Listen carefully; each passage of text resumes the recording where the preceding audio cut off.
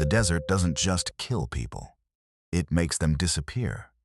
No body, no trace, no explanation that holds up under scrutiny.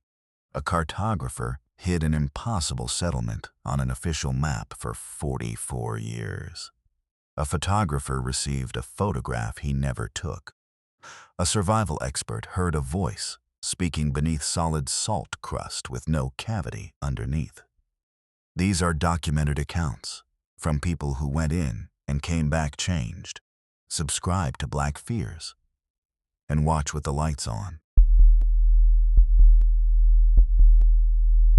The sand had been in my teeth for 3 days before I noticed the tire tracks. I was driving a modified Land Cruiser across the Algerian Sahara, solo, following a route I had GPS mapped 6 months before. Third crossing of this corridor. I want to say that up front because it matters. I was not a tourist, not someone who panicked easily, not someone who read shadows wrong. I had done this before. My body knew the desert the way a diver knows water, and my body, on the morning of day 4, knew something was wrong before my eyes confirmed it. The tracks appeared running parallel to mine. Same width, same tread pattern. I stopped the truck, got out, and crouched beside them in the early light. They were fresh, the edges still sharp and clean, before the wind had time to soften them. In the Algerian Sahara, sharp edges mean hours at most, maybe less. But I had not seen another vehicle in over 48 hours. Not a dust cloud on the horizon, not the distant glint of metal, not a radio signal, nothing. The last human contact I had was a fuel depot 2 days south, and the man there had told me the corridor ahead was empty. Beat. I told myself the explanations was simple. Navigable corridors in the Sahara are narrower than people imagine. The terrain forces routes, the way rivers force water. 2 travelers can choose the identical line, without ever knowing about each other.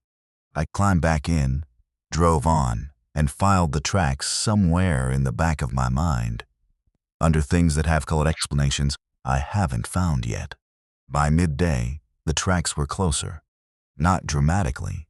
This was not a movie. It was a gradual diagonal convergence, maybe a degree of angle difference across 10 kilometers. The kind of thing you would only notice if you were watching carefully. I was watching carefully. I stopped again, got out again, turned a full circle on the flat hardpan and looked at every degree of horizon. Nothing. The desert was completely, absolutely empty in every direction.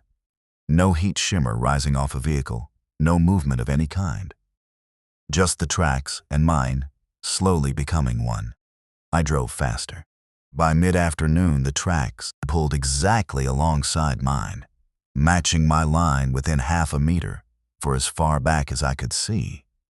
I tried something. I slowed to a near crawl, maybe 15 kilometers an hour, and watched the tracks in my peripheral vision. They did not pull ahead. I accelerated hard, up into the 50s. I held it for 2 kilometers and stopped abruptly, and got out and walked back along my own tire marks. The parallel tracks were the same distance behind my rear bumper as they had been every other time I'd stopped. Beat. Now, I want to be precise about what I mean, because this is the part that does not have a clean explanation, and I know it. Tire tracks are static. They exist in the ground. They do not respond to a moving vehicle. What I am telling you is that the physical evidence, the actual marks in the actual sand, behaved as though something was maintaining a fixed distance behind me, stopping when I stopped, moving when I moved, at whatever speed I chose. Every time I stepped out of that truck and walked back, the gap was the same, within a meter, every single time. I stopped trying to explain it around hour 3 of watching it happen. I drove until the light failed and made camp. Engine off, no fire, 1 lamp inside the truck cab turned low. I ate without tasting anything. I checked my GPS. my compass, my paper maps. Everything agreed on where I was. Everything was functioning. I made notes in the field log I kept, not because I thought anyone would read them, but because writing things down is how I've always steadied myself. I wrote, parallel tracks, origin unknown, behavior inconsistent with static physical object. I underlined the last 4 words. Then, I put the log away and sat in the dark and listened, which is when I heard the engine beat, low idle, the specific frequency of a diesel engine at rest, not revving, not moving, just running. I placed it at roughly 150 meters to the northeast, maybe less. In complete desert silence, sound carries and also distorts, so I won't claim precision on the distance. What I will claim is that it was mechanical, it was consistent, and it ran for approximately 3 hours before stopping around 4 in the morning. I did not sleep. I sat with my own engine off and my lights off, and I listened to something idle in the dark 200 meters away from me, and I did not turn on my headlights, and I did not get out, and I did not call out. Every instinct I had said to be very still and very quiet and wait for morning. Morning came. The engine had stopped sometime before dawn. I had been awake for all of it, and I cannot tell you the exact minute, because time in that kind of stillness does not move the way it normally does. It had simply been there, and then it was not. I waited for full light before getting out. There was nothing to the northeast. Flat hardpan, a low dune line maybe 3 kilometers out, empty sky, no vehicle, no tracks other than mine. Beat. But here is the thing that I have told no one until now, the part I left out of every conversation I've had about this in the years since, the part that sits differently from everything else. When I walked back along my tracks that final morning, checking the way I'd been checking, the parallel tracks were gone, not faded, not wind-smoothed. Gone. They simply stopped, mid-desert, somewhere in the stretch behind me, with no turn and no termination, as if whatever had been making them had ceased to exist at a specific point in the sand, without slowing, without veering, without any physical logic at all. I stood there for a long time looking at the place where the tracks ended. The desert was completely silent, the kind of silence that has weight to it. I've read that the Sahara is one of the quietest places on Earth by measured decibel level, and standing there that morning I believed it in a way I never had before. Not as a fact, but as a sensation. Like the silence was a presence rather than an absence. I got back in the truck. I drove to the extraction point. I did not stop once along the route, not for equipment checks, not for navigation confirmation, not for anything. I drove until I hit the paved road, and then I kept driving. Beat. I've analyzed every rational possibility in the years since. Wind-sculpted formations that mimicked tread patterns. Possible, in theory, not consistent with the sharpness I observed. A second vehicle on the same route, whose driver was, for reasons of their own, running dark and maintaining distance. Possible. But it doesn't account for the tracks ending without a turn or stop. And it doesn't account for the engine sound with no vehicle visible. My own mind constructing pattern from chaos under stress. Possible, except that I was documenting the tracks in real time in a field log with measurements, and I was not under unusual stress until after the pattern became undeniable. I'm not done telling you there was something out there that followed me across the Algerian Sahara for 2 days. I'm telling you that something was out there, and that it maintained a fixed distance behind me across hard terrain, and that it ran an engine through most of a desert night without lights, and that when it stopped, it left no physical evidence of its presence except a set of tracks that terminated as though the laws of the physical world had simply been set aside. I've been back to Algeria twice. I use a different corridor now. When people ask me why, I say it's about conditions, logistics, the way routes change. That's not why.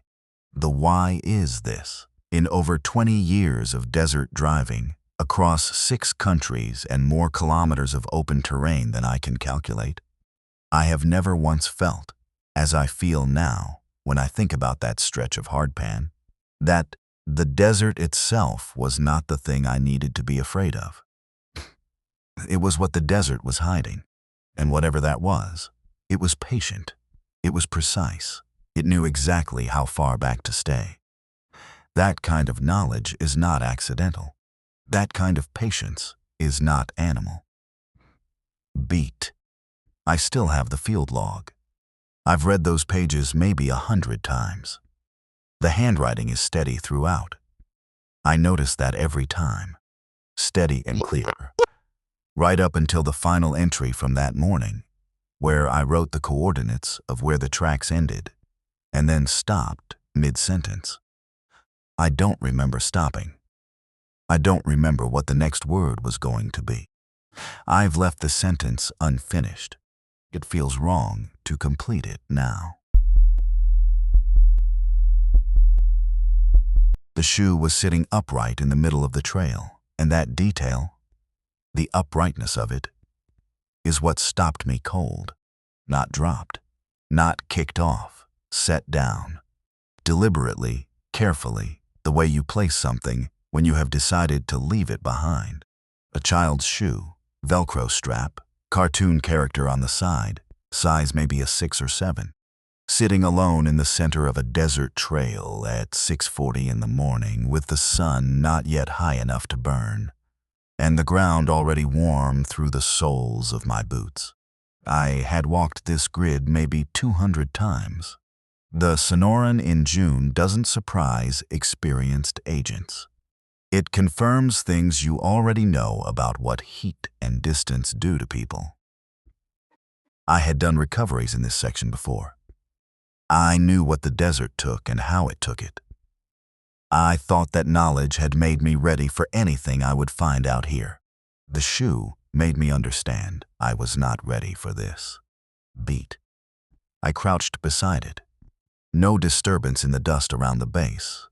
It had been placed gently, not dropped from height. The Velcro strap was still fastened. There was no wear pattern on the sole consistent with a child who had been walking long distances. The shoe was, other than a light coating of trail dust, essentially clean. Whoever had taken it off this child's foot had done so carefully, recently, and had set it down like it meant something. I radioed it in, got told to continue and document standard. I kept walking. 100 meters further up the trail, the second shoe. Same foot, also upright. Also placed with the same deliberateness, the same Velcro fastened, the same cleanliness under the dust.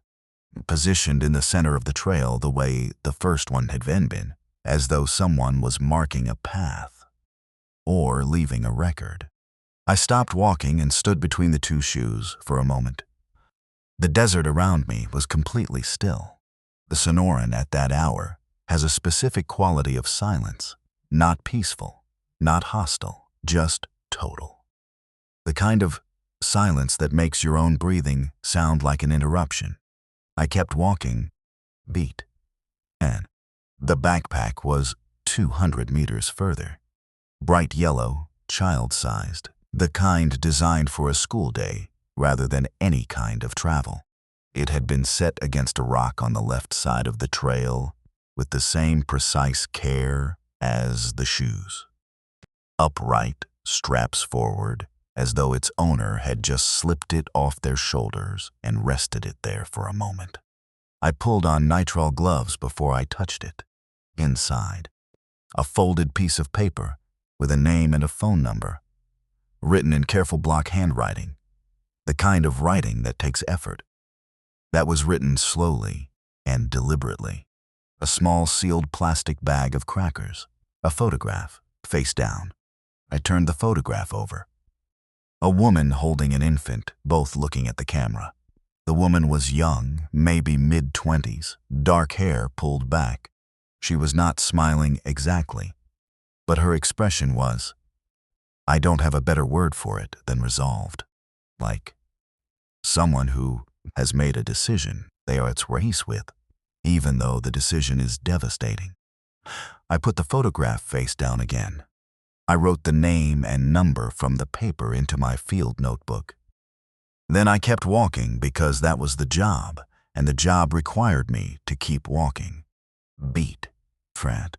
But here is where the story stops being a recovery narrative and becomes something else. Something I have not been able to categorize in the 3 years since it happened. And I have tried. I have tried very hard. We searched the section.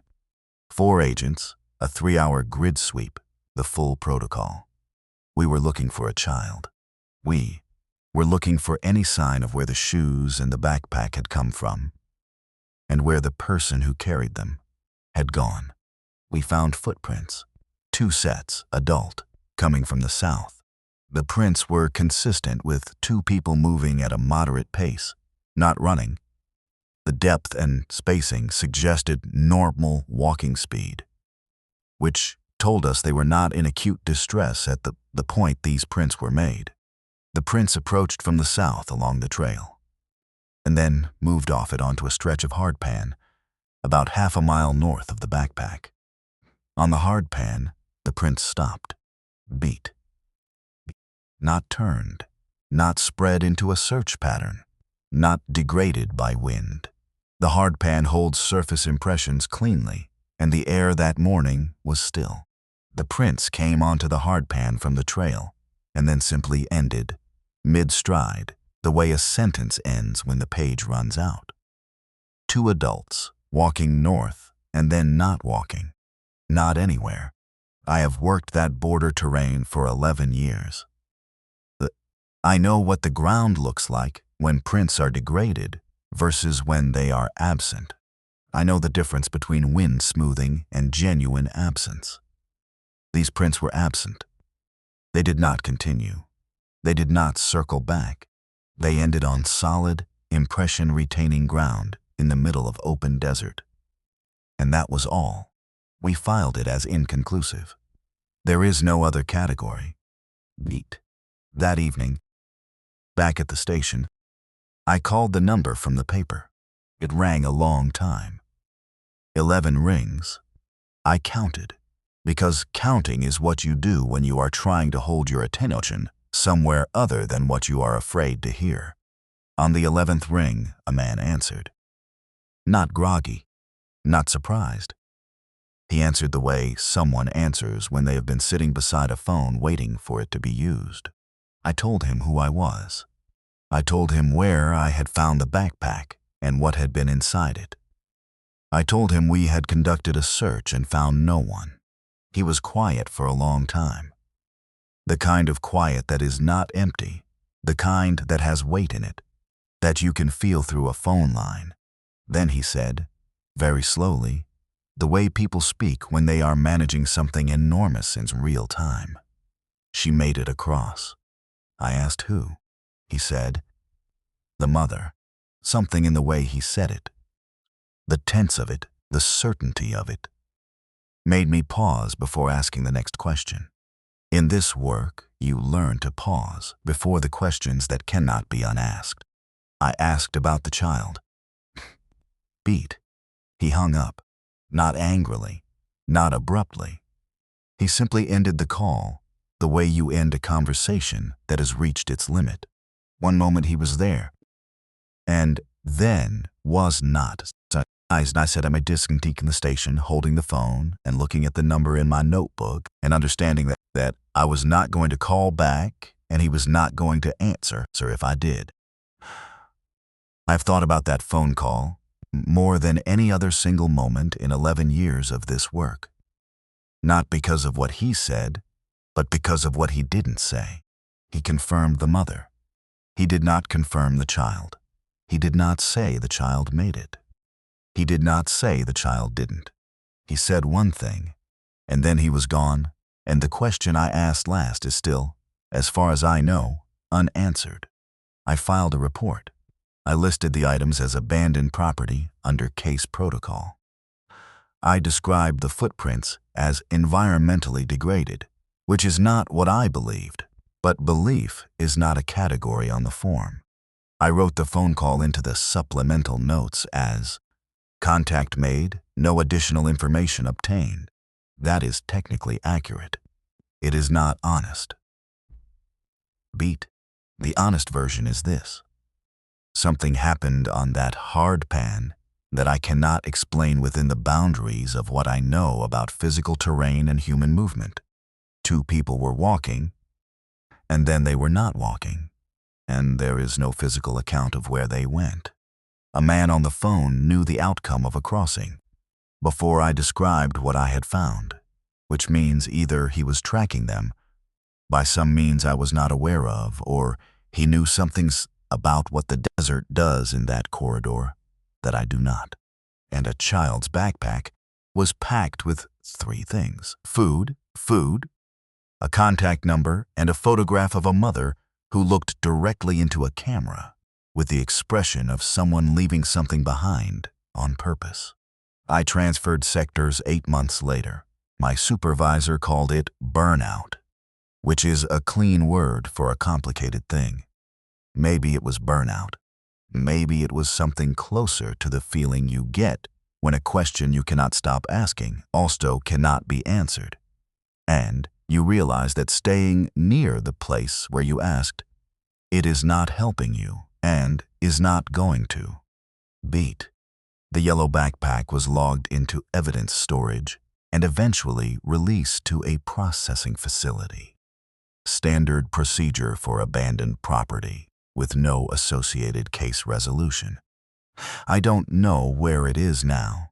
The photograph of the woman and the infant, I can see it when I close my eyes, perfectly clearly, after 3 years. The resolution of it, the expression on her face, the way she was holding the child with both arms completely around it. That expression, I've tried to name it 100 times. Resolved is the closest I've come. But there's something underneath resolved, something that only appears in the faces of people who have made a choice that costs everything and have decided the cost is worth it. I've worked this border for 11 years. I've seen that expression before. I've never seen it look so certain.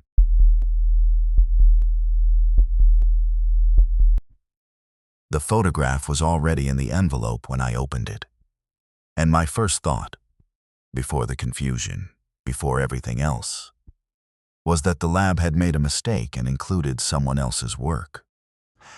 My second thought came about 4 seconds later, when I recognized the hallway. This was 1994, Southern, empty quarter, a seismic survey contract taken through a consortium I will not name here, because some of the people involved are still working, and this is not their story to have told for them. 5 geologists, a camp crew, a security detail. We were 3 weeks into a 6-week grid survey, working by vehicle across terrain that had not been physically documented since a British expedition in the 1930s. The empty quarter does not encourage visitors. It does not encourage anything. It is the largest continuous sand desert on the planet, and it has the specific, heavy indifference of something that existed long before human presence and fully intends to exist long after. I had been in difficult terrain before. I did not expect the terrain to be the least unsettling thing about those 6 weeks. Beat. The photographs were taken by a member of the camp crew. A Yemeni man, I will call by his first name only, Saleh, because that is how I knew him and because his family does not know this story. Saleh photographed everything. The survey team at breakfast, the equipment being calibrated in the morning light, the dune lines at dusk, the camp from a distance. Our vehicles parked at the edge of the grid coordinates. He had an old 35mm camera that he carried in a cloth bag, and he used it the way some people use notebooks, as a way of keeping account of where he had been and what he had seen. After 3 weeks, I had stopped noticing him shoot. He was simply part of the background of the day. The quiet click of the shutter somewhere behind you while you were doing something else. That is important. That I had stopped noticing. Beat. The prints came back 6 weeks after we had returned to Riyadh, developed at a commercial lab Saleh used in the city. He brought one photograph to me, specifically. Not a stack of prints, not an envelope of the full roll. One photograph held carefully by the edges, the way you handle something you want to preserve, brought to my office and laid on my desk without comment or explanation. I looked at it. In the photograph, 3 members of the survey team are visible at the seismic recording station. Myself on the left, 2 colleagues in the center, equipment spread around us, mid-morning light coming hard from the east the way it does in the empty quarter, before the sun climbs high enough to flatten everything. The photograph is ordinary in every detail except one, approximately 40 meters. Behind us, standing in open desert, there is a figure dressed in white, full height, upright, facing the camera directly. Beat. I want to describe this carefully because the way I describe it matters. The figure is not ambiguous the way shadows or heat distortions are ambiguous.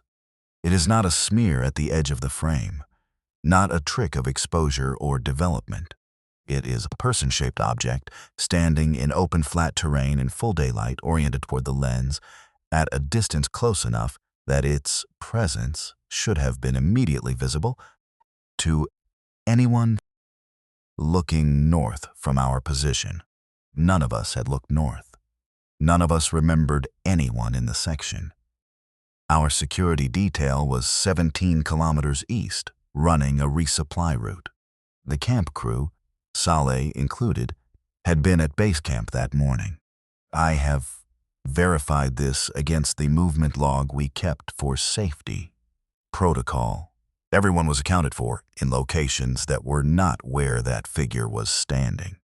I looked at the photograph for a long time. Then I looked at Saleh. His expression was not what I expected. I had expected curiosity, or unease, or the particular discomfort of someone who has discovered something they cannot explain. What his face showed was none of those things. He looked like a man confirming something he had already known. Patient, settled, the expression of someone who has been waiting for another person to for a while see what he has been seeing for a while, the disappearances. Beat. I asked him when he had taken the photograph. He told me the date and approximate time, which matched the morning I remembered. A routine calibration session. Nothing unusual. Maybe 2 hours of equipment work before we moved to the next grid point. Then I asked him whether he had seen the figure while he was shooting. He said yes. Just that. Yes. No elaboration, no expression of alarm. I asked him why he hadn't said anything at the time. He was quiet for a moment, and I had the sense he was selecting his words carefully.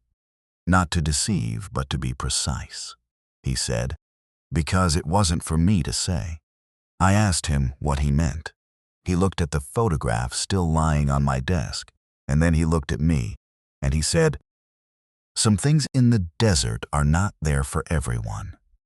This one was not there for you. It was there for itself." Then he picked up the photograph, handed it to me to keep, and left my office. Beat. Now, I am a geologist. I have spent 30 years working in environments that reward precision and punish assumption.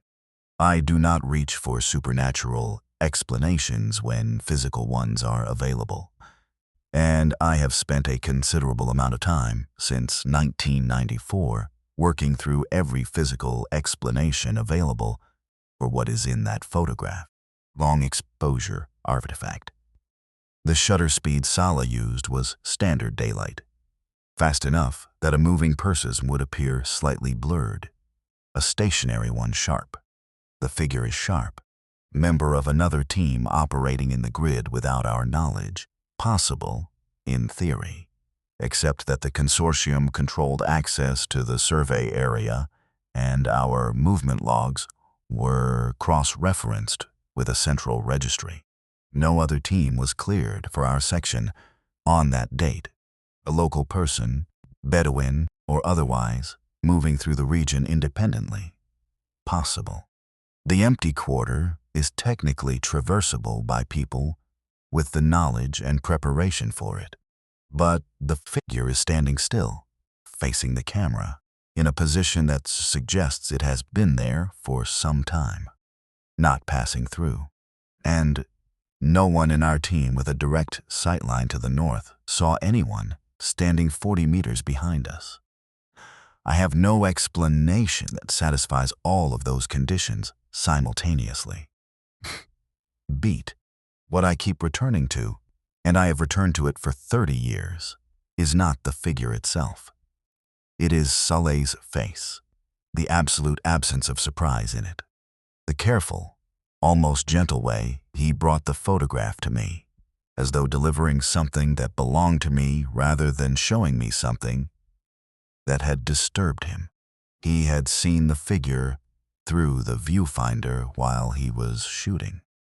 He had chosen to take the photograph anyway, had framed the shot, composed it, pressed the shutter, with a person-shaped thing standing 40 meters behind his colleagues, that he had not announced and would not explain except to say it wasn't there for us.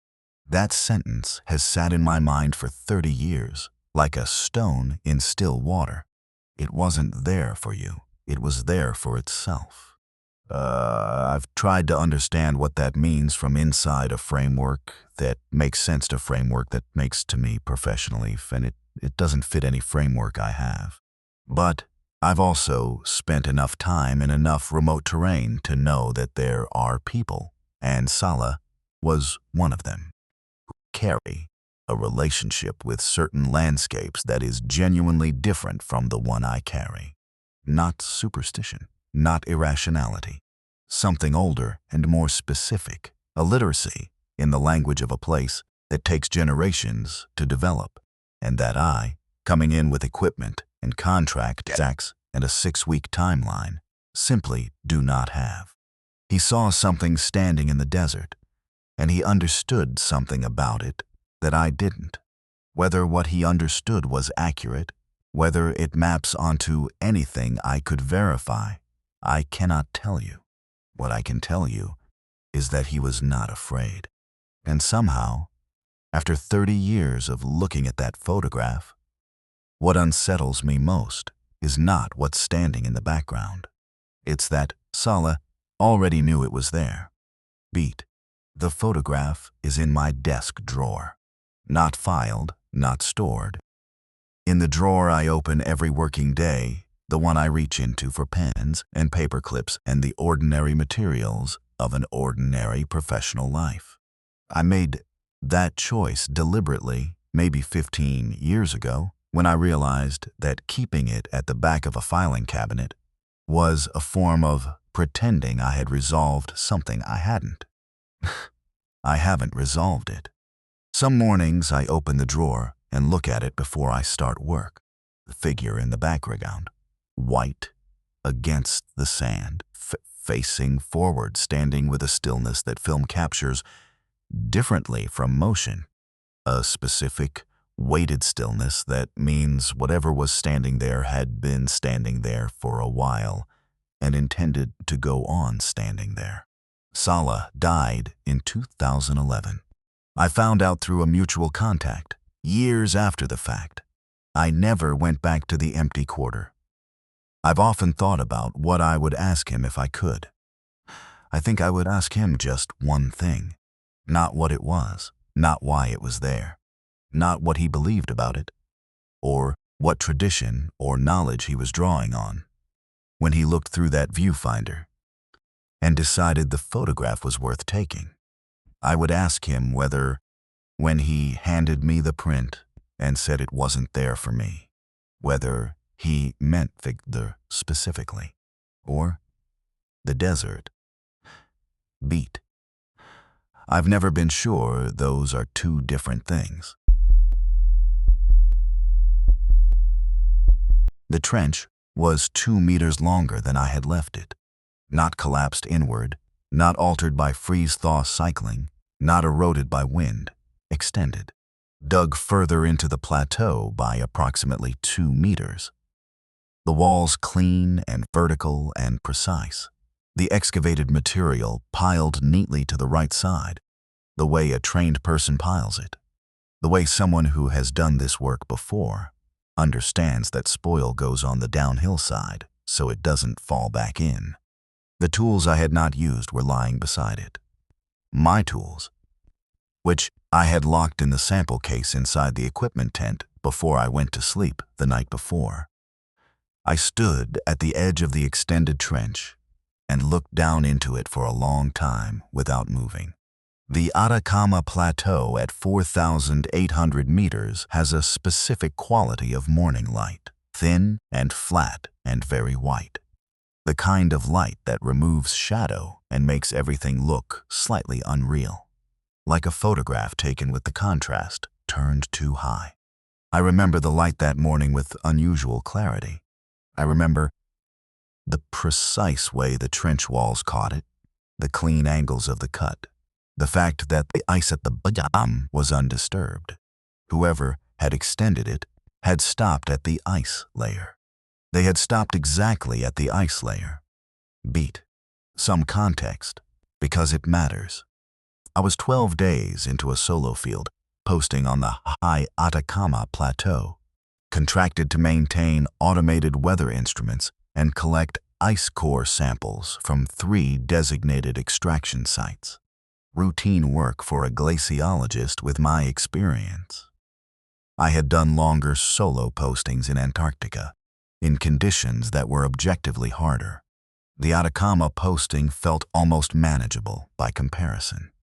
12 days, clear objectives, satellite phone check-ins every 72 hours, a vehicle, enough supplies. What nobody tells you about the high Atacama, or what they tell you clinically without conveying what it actually feels like, is what happens to your sense of scale after enough days at that elevation in that silence. The plateau has been geologically stable for millions of years. The air is the driest on Earth outside the polar regions.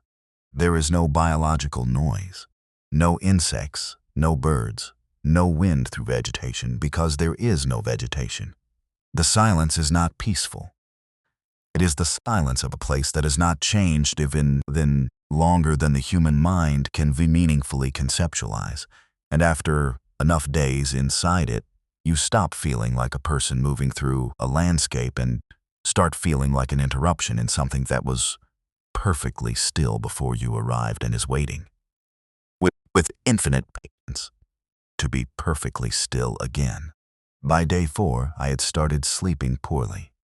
Not from anxiety, from the altitude, I told myself, from the dryness, from the cold that came in hard after sunset regardless of how well the tent was insulated. I told myself a lot of things in those 12 days. Beat. The trench at Site 3 had been partially cut on day 5. Standard extraction procedure. You cut the trench to depth, allow the walls to stabilize overnight. Return the following morning to begin the core sampling. I had cut it to the specified depth, 1.8 meters. In about 4 hours of careful work, logged it in the field record, locked the tools, and driven back to base camp before the temperature dropped.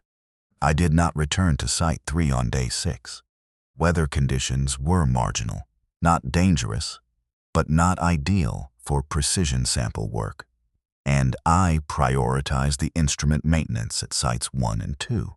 This is in my field log, time-stamped, entirely routine. I returned to Site 3 on day 7. The trench was 3.8 meters deep, 2 additional meters, cut with the same precision as the first 1.8. Same wall angle, same spoil placement, same tool marks in the ice-adjacent soil. And I examined those marks very carefully on my hands and knees at the edge of the cut, because tool marks are specific. The geometry of a pickaxe strike, the width of a spade blade, the angle of entry. These things are as individual as handwriting if you know how to read them. I know how to read them. I have been reading them for 20 years. The marks in the extended section matched my tools exactly. Beat. I want to be honest about my mental state at that moment because I think it matters, and because I have a professional obligation to accuracy even when accuracy is uncomfortable. I was not panicking. I was not dissociating. I was cold, and I was at altitude, and I had slept poorly for several nights, but I was cognitively functional. I know this because the observations I was making at the edge of that trench were precise and methodical, the kind of observations you cannot make if your mind is not working correctly. I was working correctly. I was just working correctly in the presence of something I could not explain. I took measurements. I photographed everything from multiple angles. I collected a soil sample from the extended section and a separate sample from the original cut for later comparison. I wrote a full description in the field log: dimensions, wall condition, spoil volume, tool mark analysis, my assessment of elapsed time based on the condition of the exposed soil surface. Then I sat beside the trench for a while. Not because I was afraid to move, but because I needed to think before I did anything else. The thing that would not fall itself, the thing that kept turning over in my mind while I sat there in that flat white light, was the stopping point. Whoever or whatever had extended the trench had stopped precisely at the ice layer. Not above it, not through it, at it. The bottom of the extended cut was resting against the upper surface of the ice with a care that suggested intention. Glaciological intention. The kind of restraint that comes from knowing what the ice layer represents and choosing not to disturb it. That is specialized knowledge. That is the knowledge of someone who understands what they are looking at when they look at a stratigraphic ice boundary. Beat. There was no one else on the plateau. This was not a shared research site. My posting was exclusive, single occupancy. The nearest permanent structure was a maintenance station 4 hours south that was unstaffed in the winter season. I had seen no vehicle tracks on my approaches to any of the 3 sites. The plateau surface holds tire impressions well in the cold compacted soil. And I had been checking, not out of paranoia, but out of the same habit of observation that makes a field scientist useful.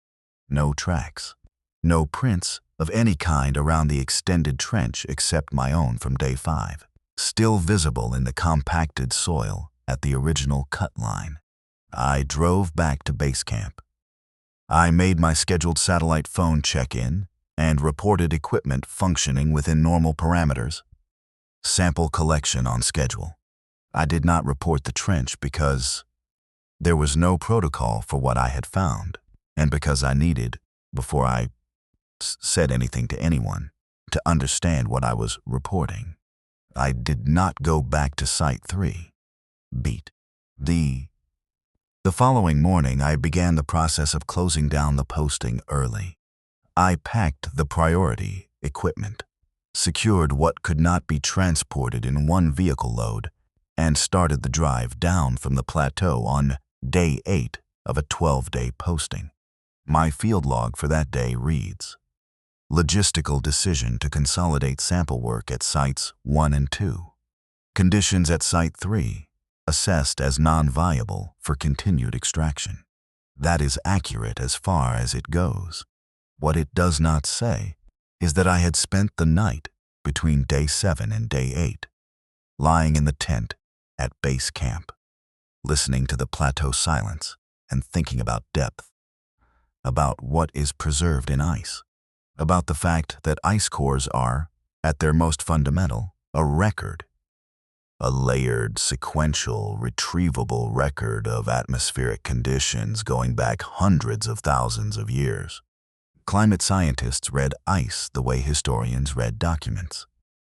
The ice remembers, and something on that plateau, something that had access to my locked equipment case and understood the stratigraphic significance of an ice boundary, had dug 2 additional meters toward that record, and then stopped, not through it, to it, as though it was looking for something specific in the layers, as though it knew the record well enough to know approximately where what it was looking for would be.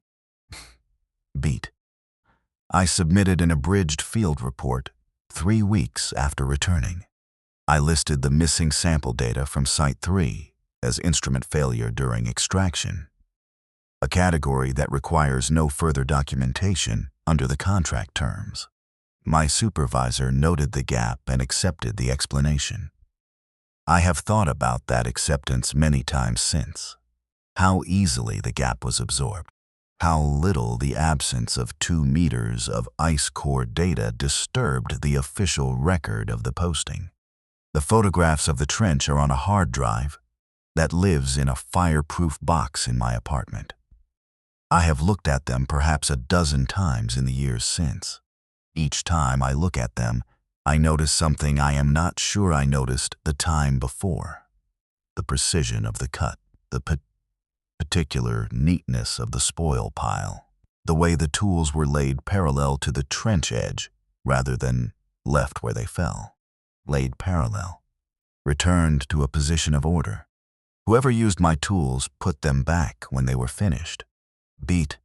That detail has bothered me longer than any other part of it.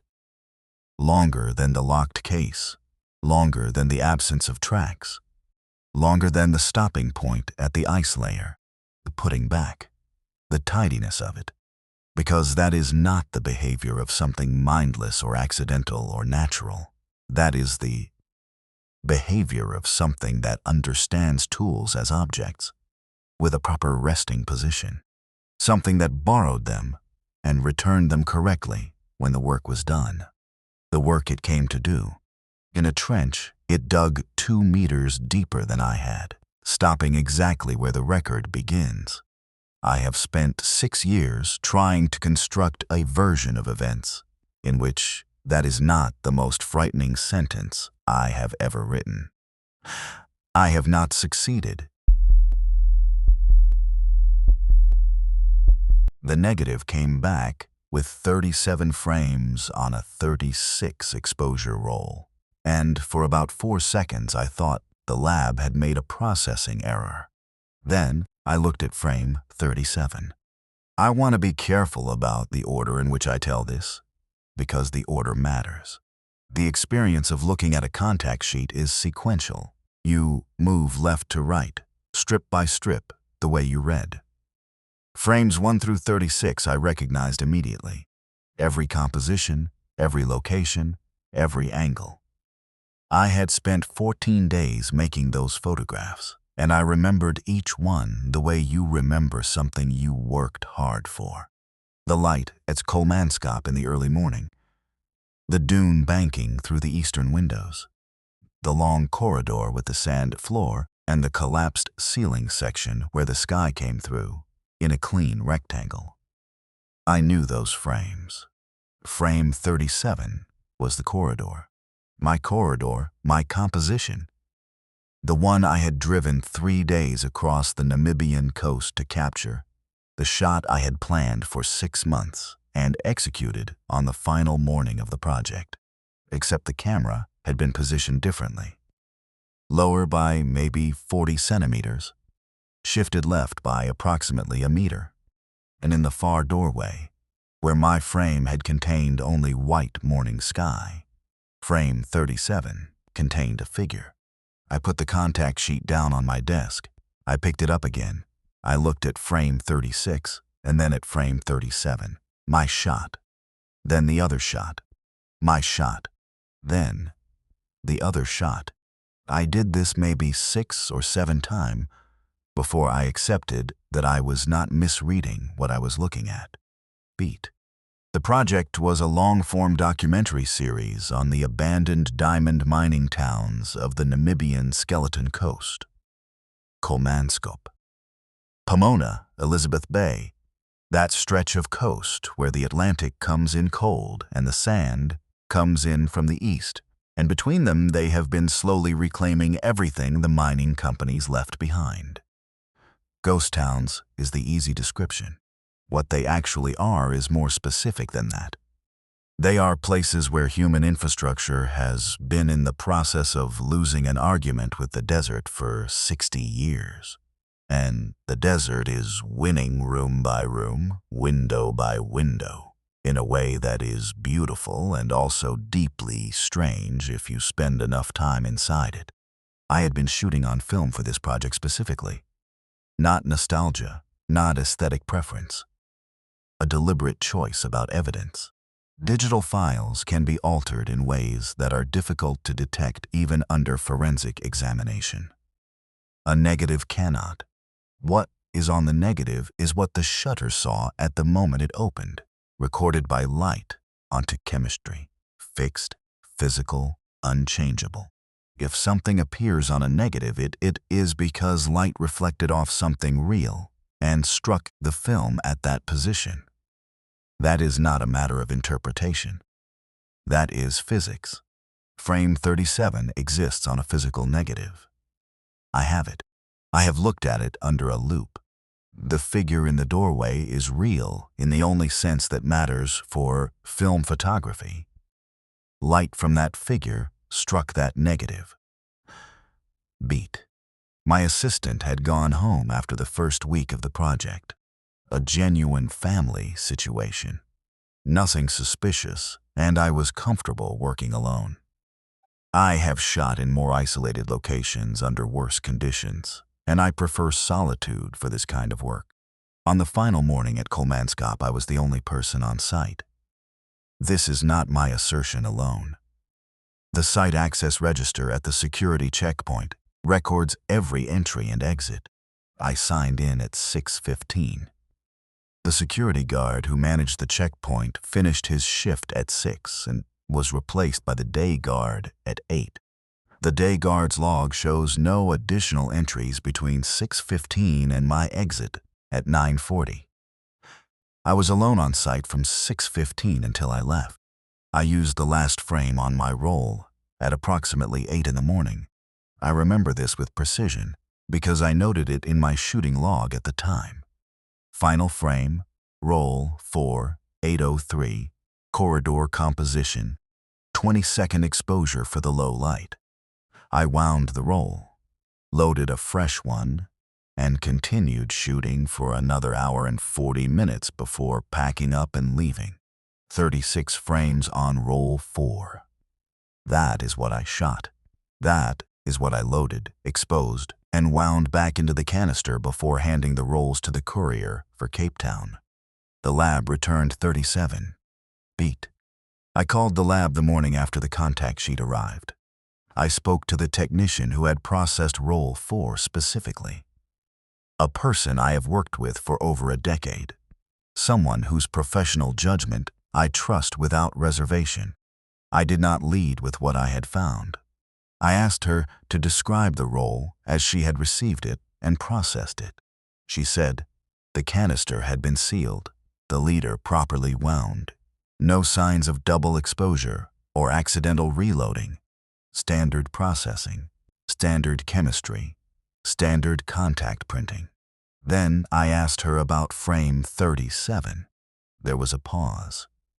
Not a long pause, maybe 3 seconds. But the quality of it told me she had been waiting for me to bring it up. She said she had flagged it internally, but had not called me because she wanted me to see it without her framing it first. She said she had shown it to 2 other technicians without telling them anything about the project or the location.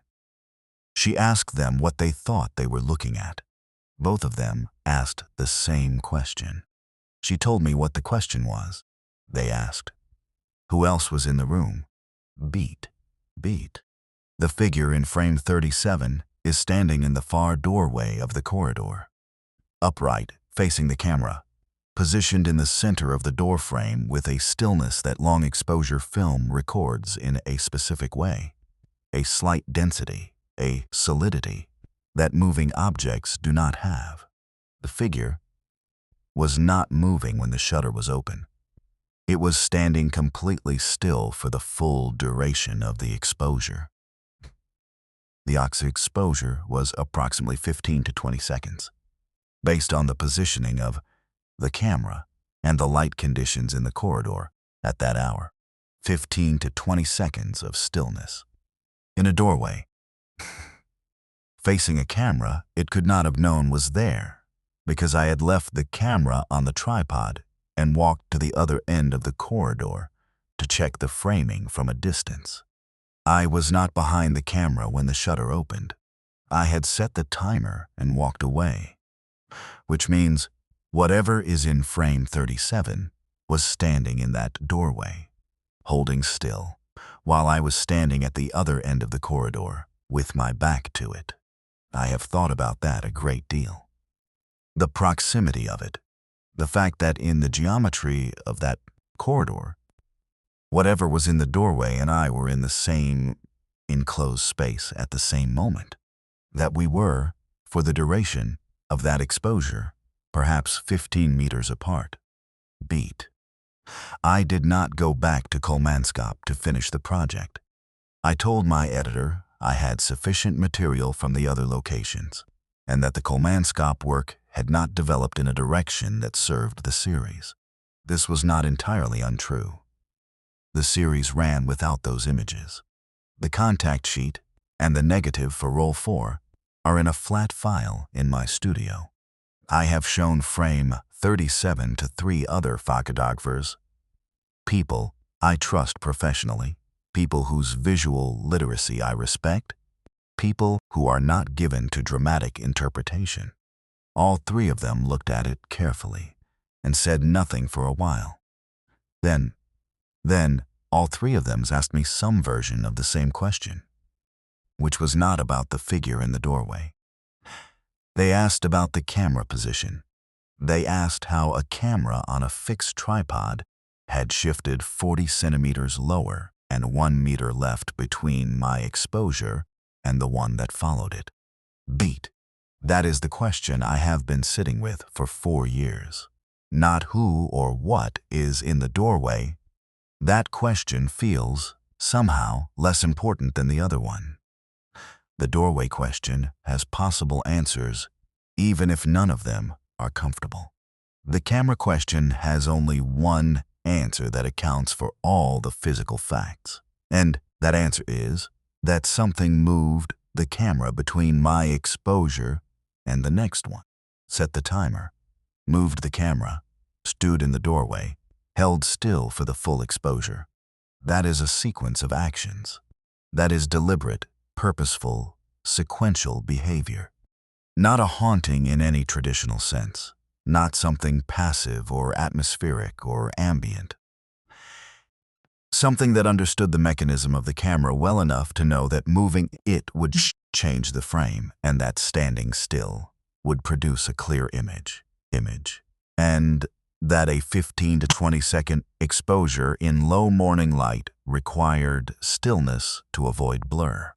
Something that wanted to be photographed clearly. Something that knew how. Beat. I have not been back to the Skeleton Coast. I tell people it is because the project is finished, and there is no professional reason to return, which is true.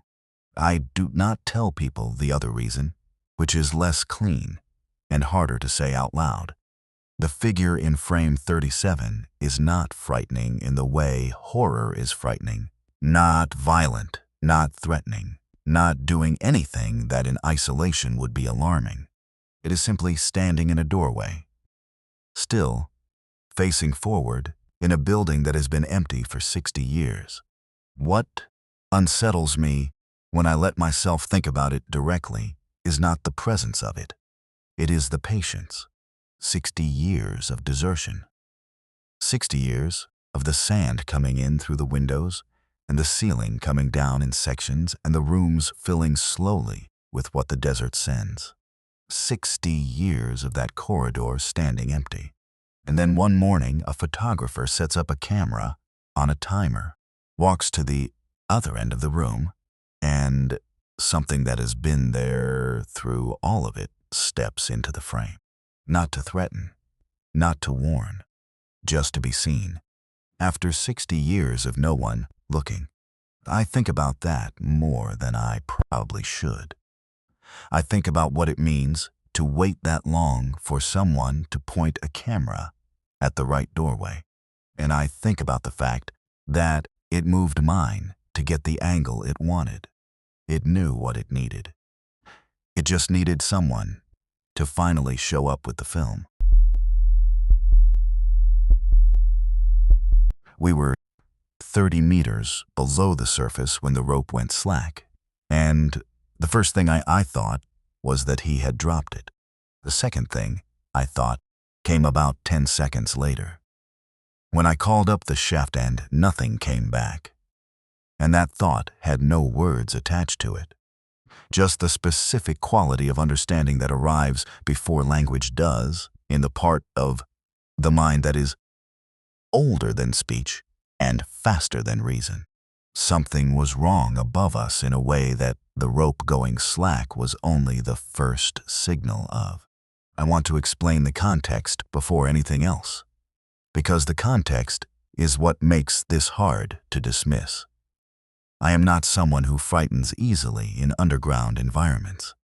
I have been conducting subsurface surveys in remote terrain for 16 years, across 4 continents, and the Gobi posting was, on paper, one of the more routine contracts I had accepted in the previous 5 years. A preliminary classification survey of a cave system flagged by satellite imaging the previous spring. 3 of us on the team. Standard equipment, standard protocol, a support vehicle parked at the site entrance. Nothing about the assignment suggested we should be cautious in any way that we were not already cautious by professional habit. What I have learned since then, and what I wish I had known before we went down, is that the Gobi conceals things. Not in the dramatic sense, in the geological sense. The basin has been accumulating and sealing and preserving for millions of years.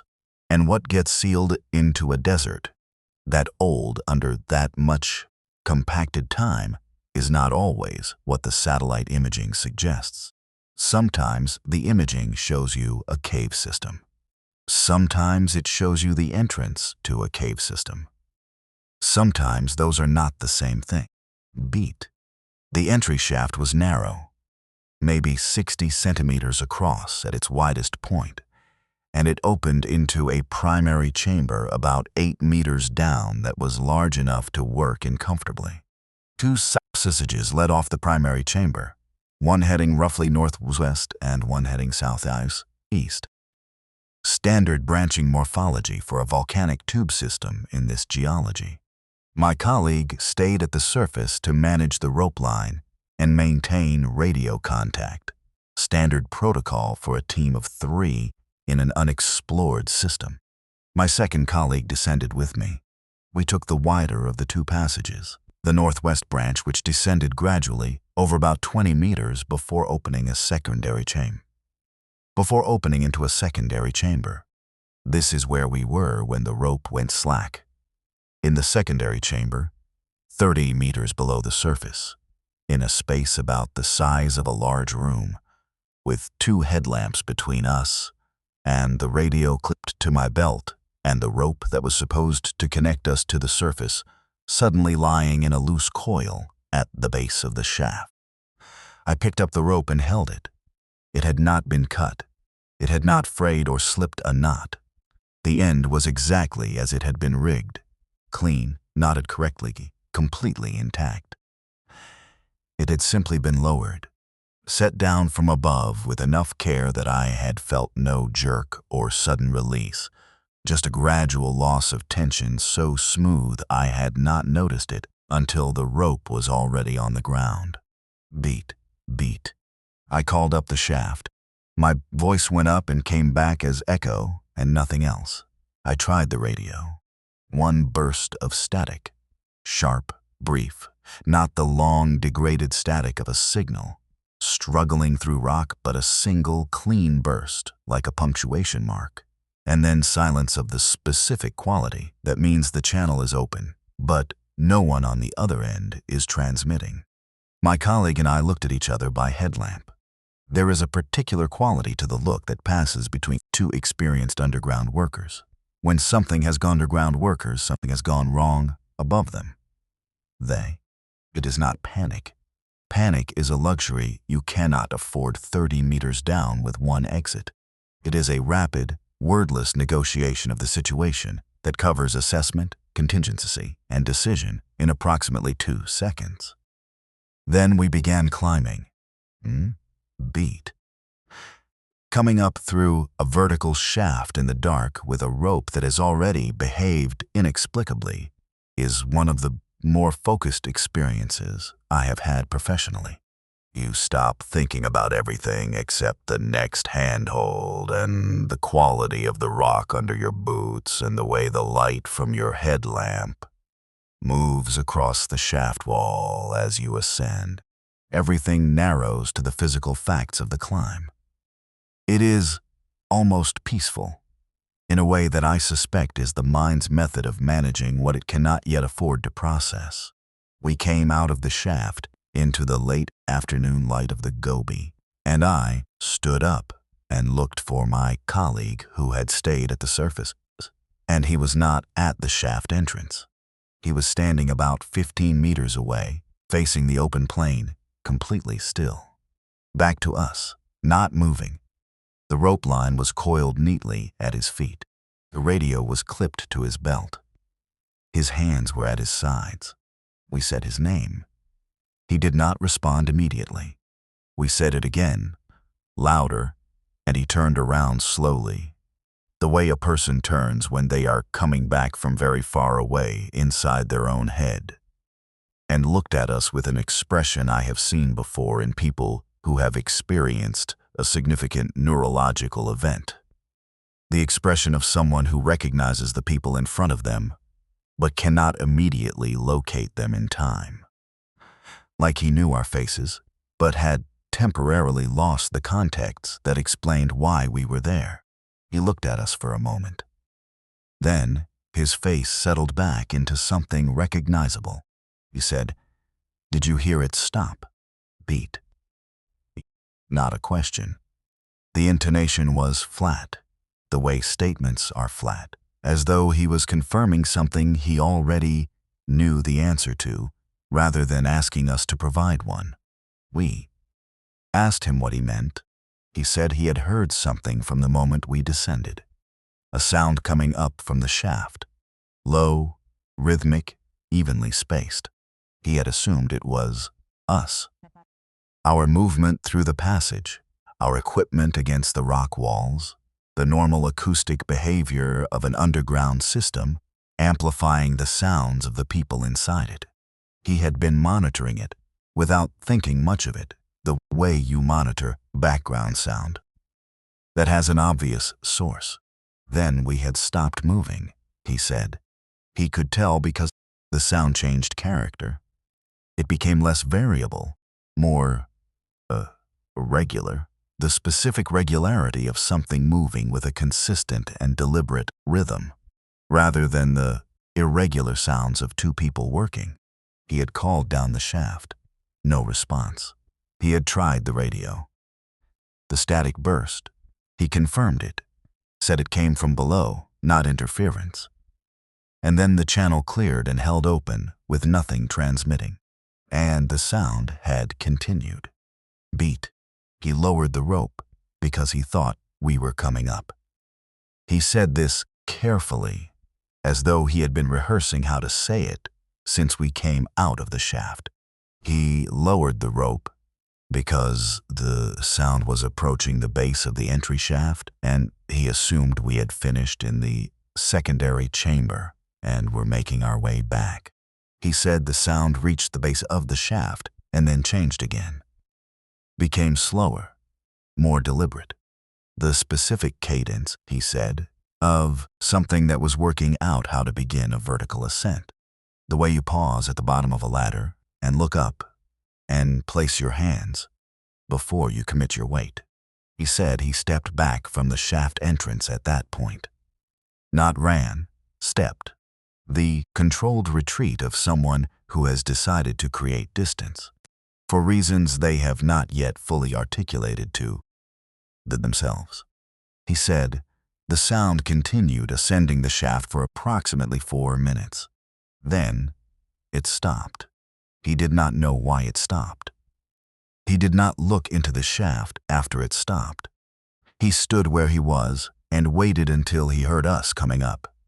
And then he remained where he was while we climbed out. And he has no explanation for the gap between those two events that satisfies him. Beat. We drove back to the city that night. 4 hours in a vehicle with nobody talking very much, the kind of silence that is not comfortable but is necessary. The silence of 3 people independently discussing the same set of facts and arriving at conclusions they are not ready to say out loud to each other. We stopped once for fuel. Nobody got out except the driver. We reached the city after midnight and went to our separate accommodations, and I lay in a real bed in a warm room with electric light and spent the next 4 hours doing what I had been holding off doing in the vehicle, actually thinking about what had been in that shaft. The survey was suspended the following week. The official reason is listed as logistical, resource reallocation, timeline adjustment, the kind of language that means a decision was made at a level above mine, and the decision was not to continue. That was 3 years ago. The resurvey has not been scheduled. I have not pushed for it to be scheduled. The colleague who stayed at the surface has not pushed either. We have talked about it once since. A brief conversation, practical rather than reflective, comparing notes on specific details to make sure we both remembered the same sequence of events in same order. We did. Every detail matched. At the end of that conversation, he said one more thing. Something he had not said on the night, not in the vehicle, not in any of the months between that evening, and when we finally talked about it properly. He said he had described the sound to himself many times since, looking for the right comparison, and he had finally found it. He said it sounded like something placing its feet carefully. Amsus, spate, like something that had learned the difference between a floor that would hold weight and a floor that, like something that had spent a long time in the dark, learning how to move through it without being heard, and had decided, for reasons of its own, on that afternoon in the Gobi to stop being careful. Beat. I have been in underground environments for 16 years. I have been in systems that were genuinely dangerous. Unstable ceilings, flood risk, bad air. Systems where the geology was actively working against you. I have never, before or since, had the experience of wanting to be out of a place before I could fully articulate why. That secondary chamber, in the minutes before the rope went slack, had that quality. A quality I did not name at the time, because I was working and naming it would have required stopping. The quality of a space that is already occupied and knows you've noticed. The bones were in the wrong position, and I knew it before I finished brushing the second layer. Not wrong as in unexpected. Archaeology runs on the unexpected. And after 20 years of fieldwork across Central Asia, The unexpected had become a kind of baseline, wrong in a way that had no precedent in anything I had read or excavated or studied or been taught by people who had been doing this longer than I had. Wrong in the way that a thing is wrong when it does not fit any existing category. When the mental filing system you have spent a career building opens drawer after drawer and finds nothing that matches what you are holding. I put the brush down. I sat back on my heels at the edge of the trench. I looked at what was in front of me for a long time without touching anything else.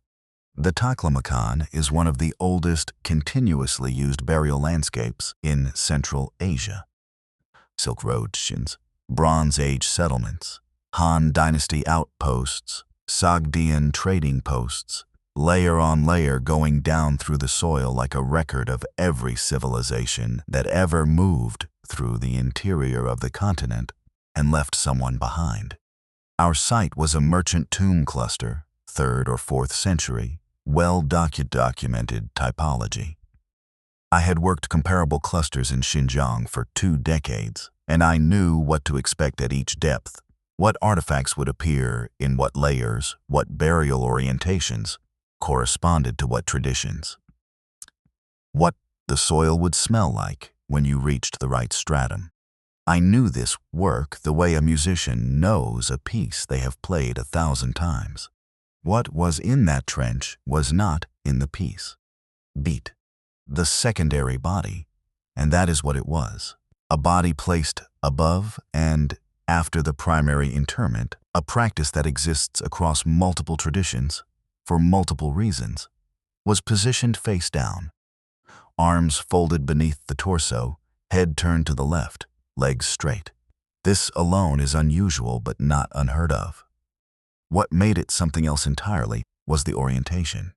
Every burial tradition in this region, without exception, orients the body in relationship to something. A cardinal direction, a sacred geography, a cosmological axis. The orientation is never arbitrary.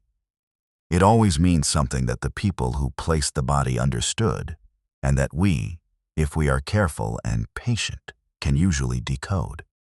This body was oriented downward, not facing down in the sense of prone positioning, oriented downward as a directional choice, in the same way that a compass needle points north, everything about.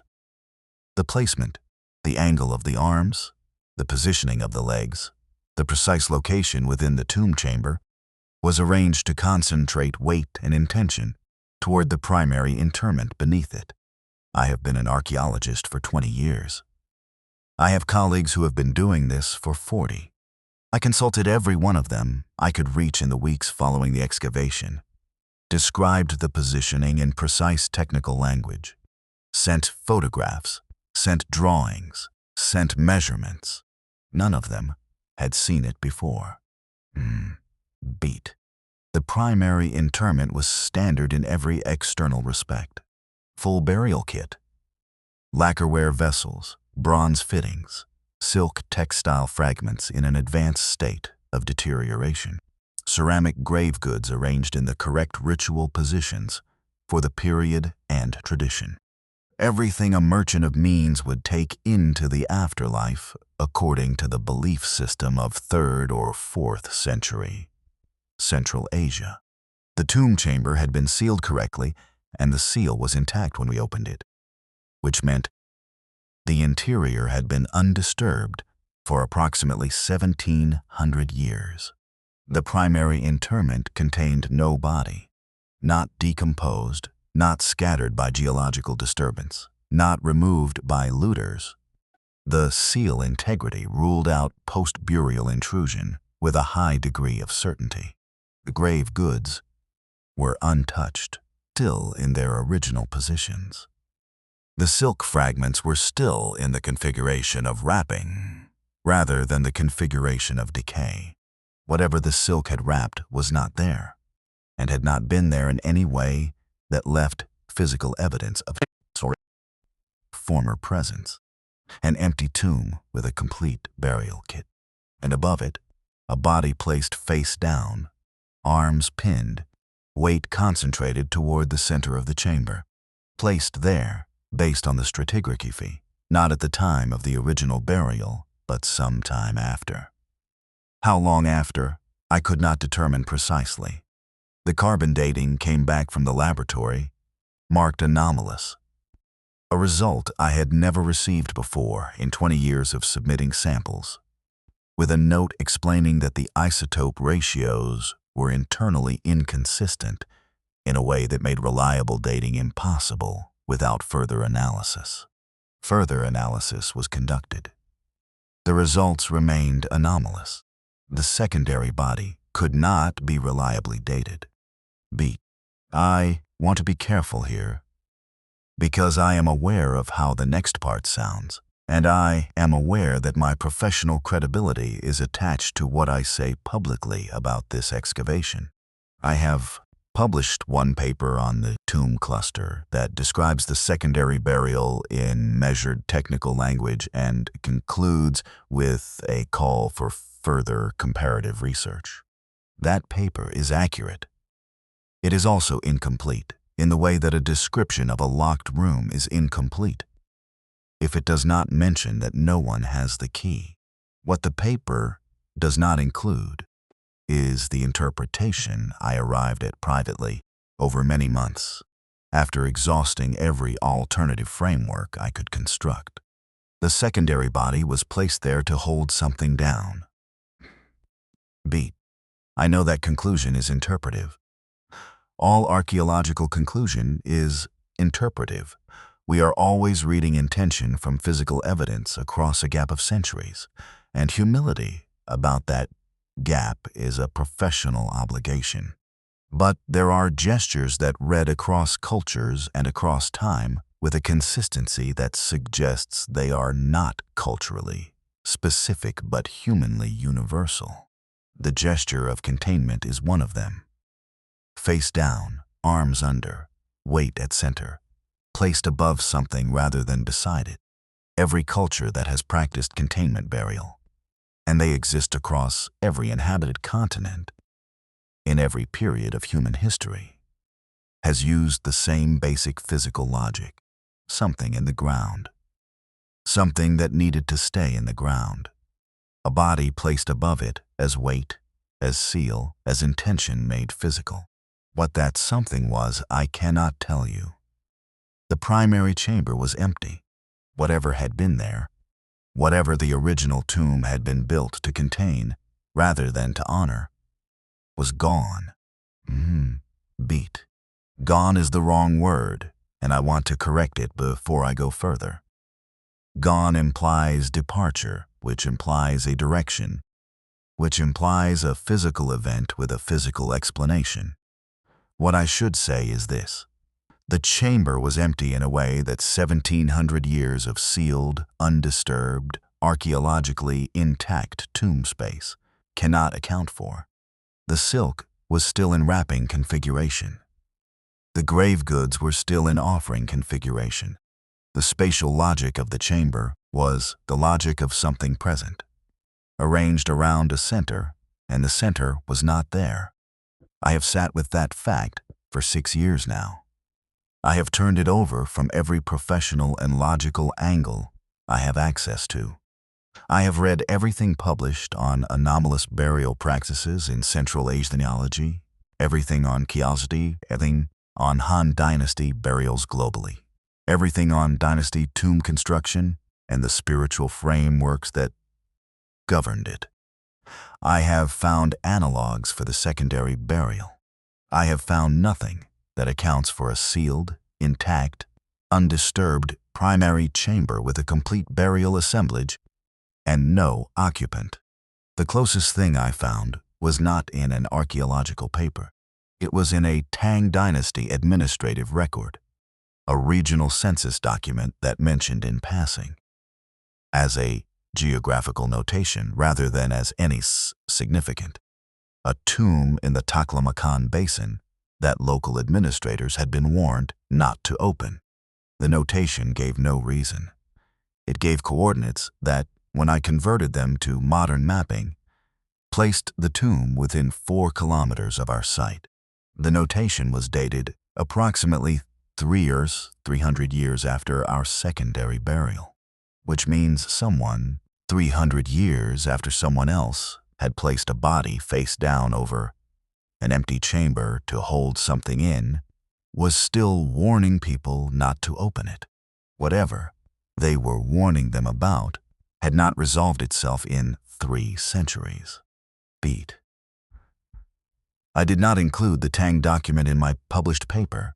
I found it 6 months after submission, during archival research that was only tangentially related to the excavation. And by the time I found it, I had already decided that the published version of this work was going to be as conservative as the evidence technically permitted. What I will say here, outside the published record, is this. The secondary body was not buried with grave goods. It was buried with nothing. No provisions, no offerings, no objects of any kind. Every burial tradition in this region, regardless of the status or means of the deceased, includes at minimum a token provision for the journey. Even the poorest burials in the poorest sites I have worked include something. A ceramic shard, a coin, a single bead. This body had nothing. That absence is, in the framework of every tradition I know, a deliberate statement. You give nothing to someone you are not sending anywhere. You give nothing when the point is not passage but permanence. When the body is not a person being honored, but a function being performed. The function was containment. The chamber below is empty. And I have spent 6 years asking the same question in the same order and arriving at the same place every time. If the body above was placed to hold something in, and the chamber below it is empty, the question is not what was supposed to be there. Beat. The question is when it left, and whether the body above it, face down, arms pinned, weight concentrated toward a center that no longer contains what it was meant to hold. Whether it knows. The voice was below me, and the ground beneath my feet was solid. I want to establish that second fact first, because it is the fact that makes the first one impossible, and I have spent 3 years trying to find a way around that impossibility and have not managed it. Solid ground. I had tested it before I crouched, the way I test every step in the kavir. A firm strike with the heel, listening for the dull knock that means deep compaction, versus the higher ring that means hollow space beneath. The ground where I knelt gave the dull knock. It had given it consistently for the previous 40 meters in every direction. There was no cavity beneath me. There was no space through which a human voice could travel from below. The voice traveled anyway. Beat. Some context about the Dashti Kavir before anything else, because the place itself is part of this, and I do not want to shortcut it. The Great Salt Desert of Iran is not a desert in the way most people picture desert. Not dunes, not sand, not the Saharan image that the word conjures. It is a vast crystalline salt pan, white and flat, and almost featureless, surfaced in a crust that has been forming and compacting and reforming for thousands of years over a substrate of mud and brine and geological time. The crust is the thing. It is the defining physical fact of the kavir and the thing that makes it genuinely dangerous in a way that heat and distance alone do not explain. The crust is not uniform. In some places, it is half a meter thick and hard as compressed concrete, capable of bearing the weight of a vehicle. In other places, it is a centimeter of brittle mineral over a void that drops around 2 meters into black brine mud. From the surface, these two conditions are visually indistinguishable. You cannot see the difference. You can only hear it if you know how to listen, And you can only see how to listen, how to listen by spending enough time in the career that the sound becomes automatic. The mind sound becomes automatic. The way a musician stops thinking about fingering and starts thinking about music. I had spent enough time. I had crossed sections of the career 4 times before this one, always solo, always on foot, always with the same methodology. Test every step, move slowly, trust the sound and not the eyes. I was not being reckless. I was not inexperienced. I was doing everything correctly. The voice came from below, correctly tested, solid confirmed, deeply compacted ground. Beat. It was the 3rd day of the crossing. Mid-morning. The sun already high enough to flatten the shadows and turn the salt surface into a white that exists at the edge of what the eyes can tolerate. I had been walking since before dawn, standard practice for the career where the early hours are cool and the ground tells the truth more clearly than it does in the afternoon heat. I was making good time. My water situation was within acceptable parameters. I was not physically compromised in any way that would predispose me to auditory events. I had slept well, I had eaten, my heart rate was in normal range for moderate exertion at that temperature. I stopped to take a compass bearing and drink. Standard pause.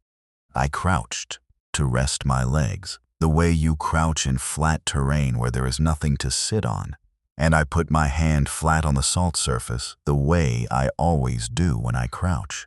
A habit from years of career work, feeling for vibration, for the subtle tremor that sometimes precedes a crust failure.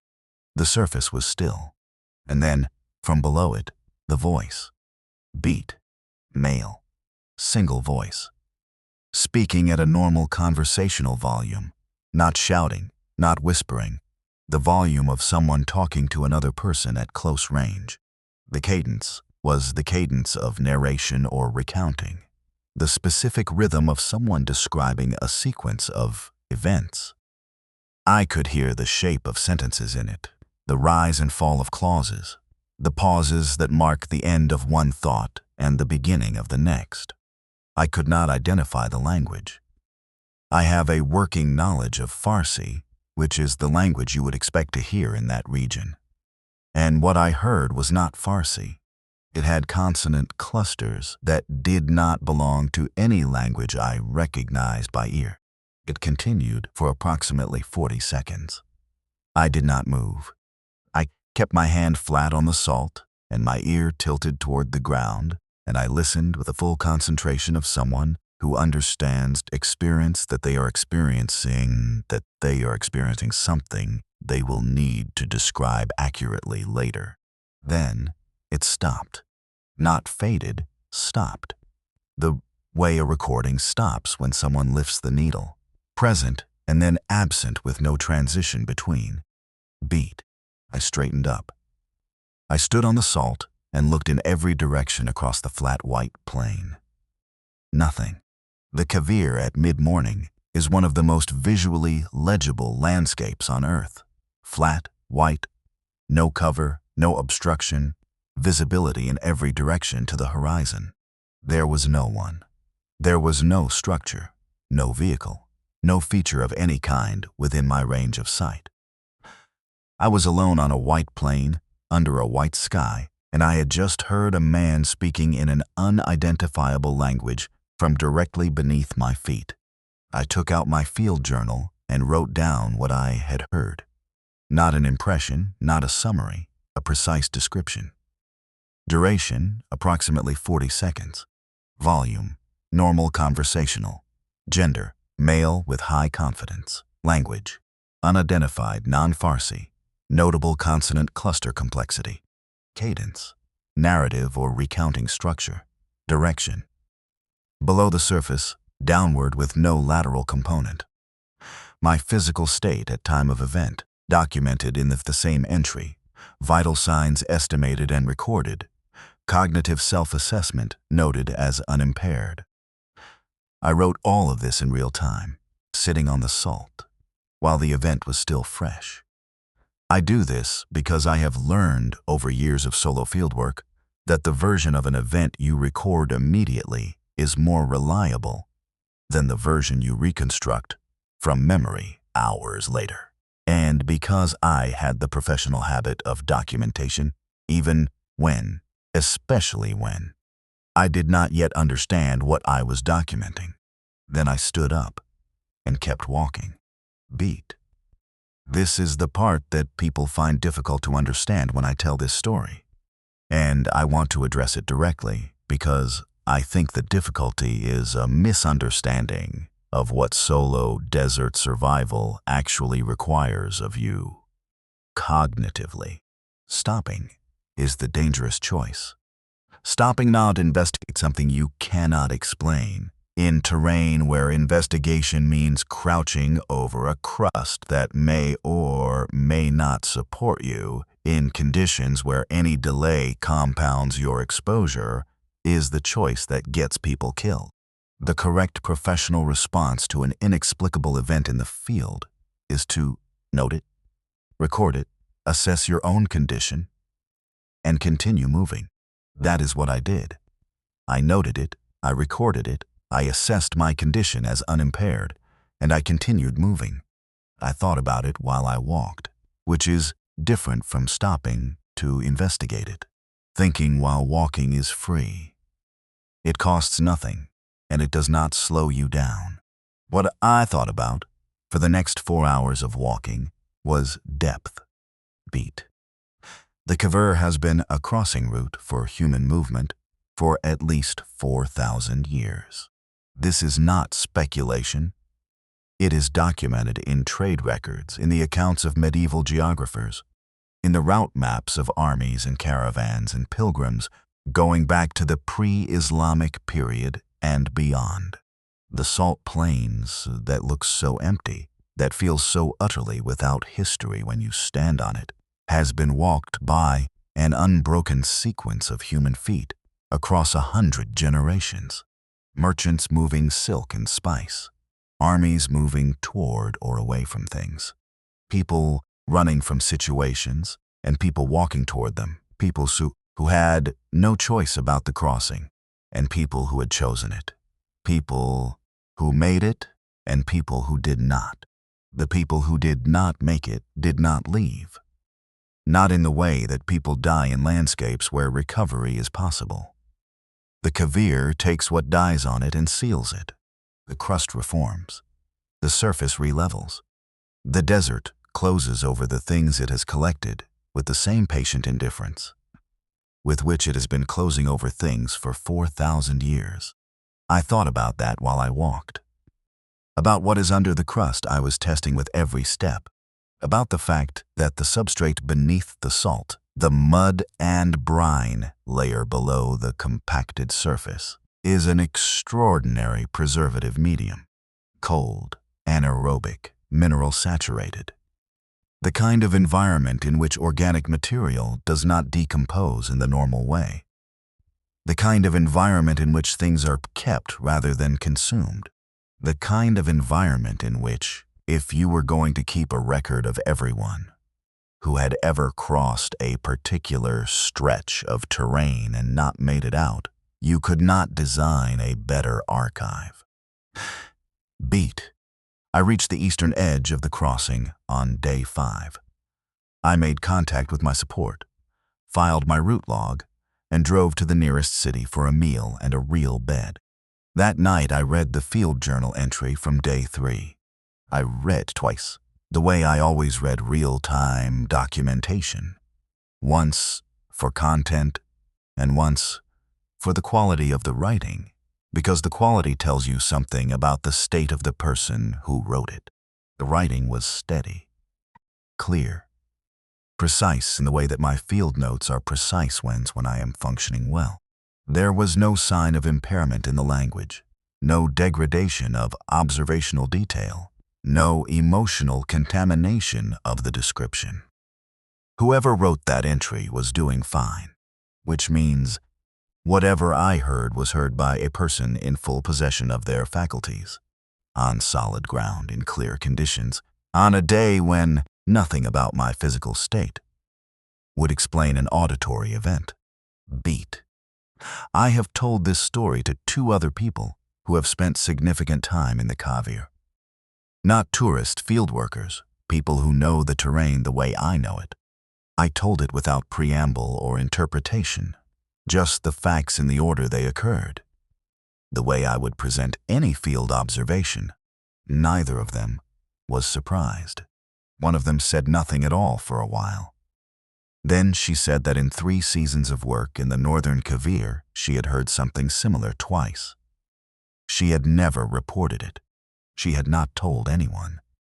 She had assumed it was a personal experience, the kind of thing that happens to a person in extreme terrain and belongs to them rather than to the record. She said, "I always thought it was the ground remembering." I asked her what she meant. She said, 4,000 years of people crossing the same ground. All that weight, all those footsteps, all that.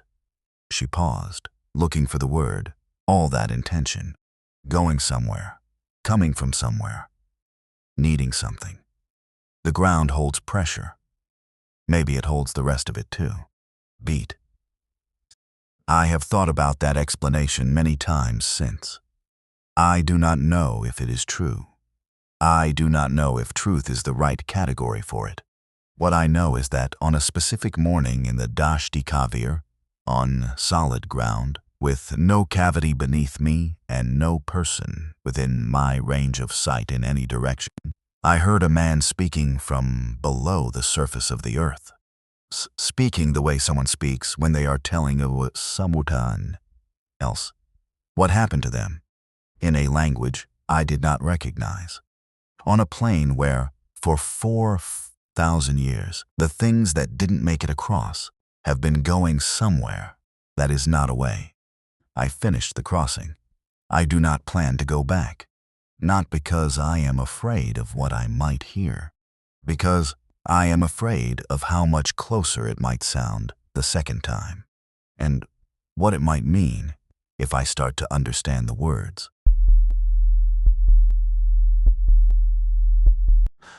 The fire should not have been burning, not because fire is impossible in the Patagonian steppe.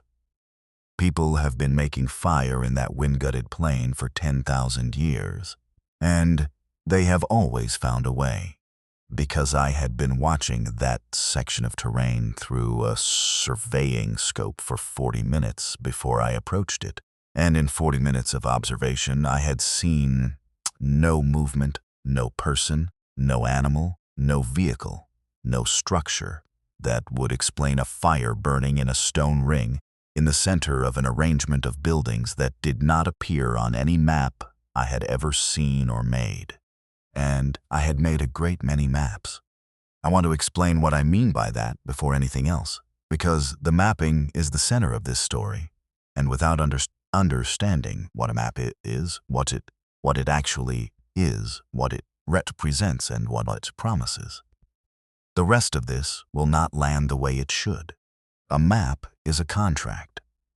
That is the way I was taught to think about it, and the way I thought about it for 44 years of professional practice. A contract between the cartographer and everyone who will ever use the document. A promise that what appears within the borders of the sheet corresponds to what exists within the borders of the terrain. Not perfectly. Maps are approximations, always. And every cartographer knows this and accounts for it with notation and margin and the honest admission of uncertainty where uncertainty exists. What a cartographer does not do, what I was taught never to do, and what I taught others never to do across 4 decades of practice, is omit something they have seen. I omitted something I had seen. I have been carrying that omission for 44 years. Beat. This was 1979.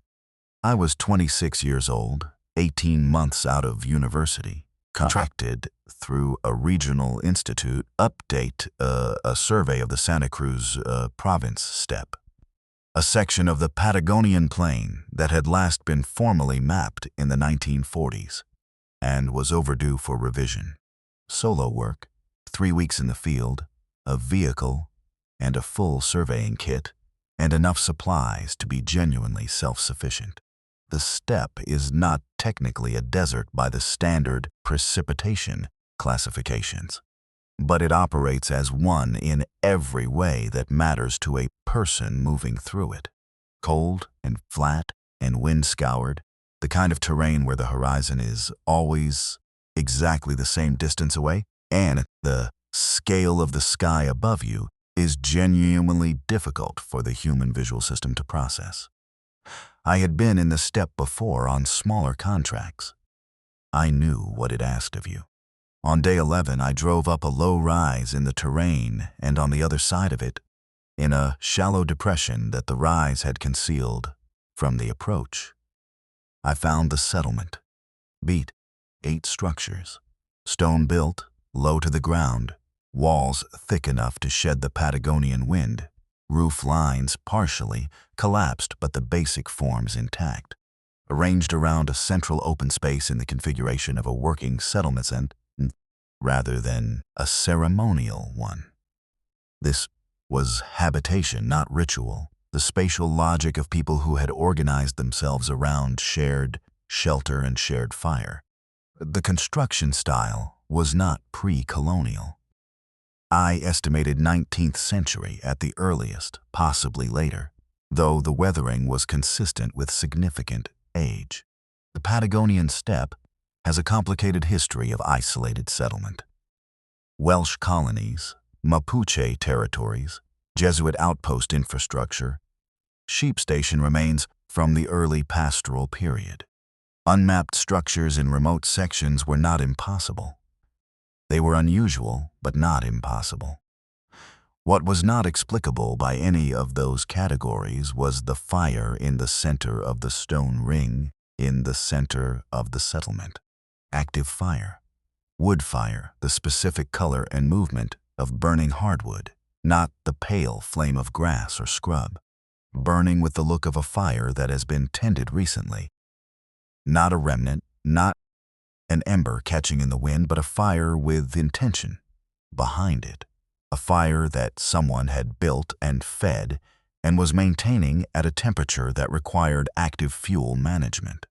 I sat in my vehicle on the edge of the settlement and watched it for 10 minutes. Nothing moved except the fire. Beat. I got out and walked the perimeter before I walked the center. 20 years of surveying instinct. You establish the boundary before you establish the interior. You understand the shape of a thing before you understand its contents. The structures on the outside of the arrangement were in varying states of deterioration, the most exposed ones showing significant wind damage to the upper courses of stone.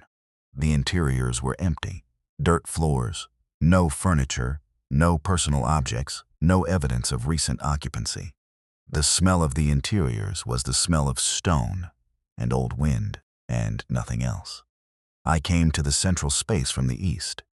The fire was burning in a ring of stones that had been arranged and rearranged many times.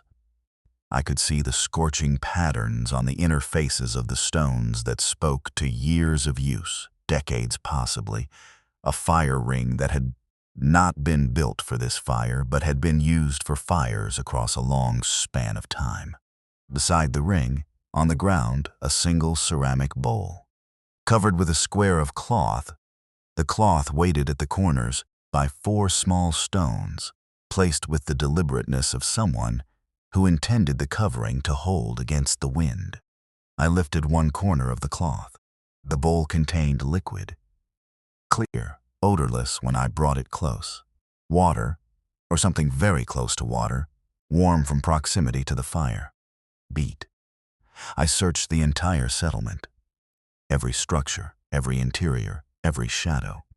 I walked the perimeter of the external arrangement twice and extended a search 50 meters broad. Beyond it, in every direction, the ground around the settlement was the compressed clay soil of the steppe, the kind of surface that holds impressions well. My own boot prints were clear and sharp from the moment I stepped out of the vehicle. There were no other prints approaching the settlement from any direction. No prints. Inside the settlement, no prints except my own accumulating as I searched. Around the fire ring, where someone had clearly been, had built the fire, had placed the bowl, had laid a cloth and weighted it with 4 carefully selected stones. The ground was as unmarked as the open plain. I have been a field surveyor for most of my adult life. I know what it means when ground that takes impressions shows none. I know the difference between wind-smoothed degradation and genuine absence. The ground around that fire ring had not been degraded. It had not been smoothed. It was simply without the marks that the presence of a person should have left. Beat. I spent 4 hours at the settlement. I measured every structure. I drew the spatial arrangement to scale. I documented the fire ring, the bowl, the cloth, the stones. I took compass bearings and triangulated my position with the precision that the contract required of me. I was thorough. I was methodical. I was 6 years old and trying very hard not to be frightened by something I could not explain. And thoroughness was the tool I had for managing that. Then I made the decision I have thought about every year since. I did not put the settlement on the map. Beat. I want to be honest about the reasoning because the reasoning matters, and because I have examined it many times from many angles and I think it was wrong. But I also think it was the reasoning of a young person in a situation they did not have the experience to navigate. And I want to be fair to that person, even as I hold him accountable. I thought, if I submit a map with a settlement that no one has on record, I will be asked to justify it.